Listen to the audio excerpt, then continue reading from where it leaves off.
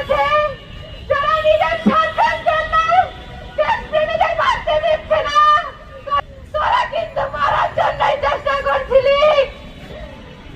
মৃত্যুর ভয় ফেলা যায় না রাত মনে হয়। এখন পর্যন্ত উসমান ভাই শ্বাস নিচ্ছে। উসমান ভাই ইনশাল্লাহ আমাদের মধ্যে ফিরে আসবেন। তোদের চার যোগ্য স্থানে আমরা পৌঁছাই দেব ইনশাল্লাহ। বাংলাদেশের মানুষের কাছে দোয়া চাইব, আপনার উসমান ভাইয়ের জন্য দোয়া করেন, আমার ভাইয়ের জন্য দোয়া করেন। এই মুহূর্তে এর থেকে বেশি কিছু বলার মতন আমার সামর্থ্য নাই, ক্ষমতা নাই, কিছু বলতে পারতেছি না। আপনারা সবাই ভাইয়ের জন্য ক্ষমা করেন।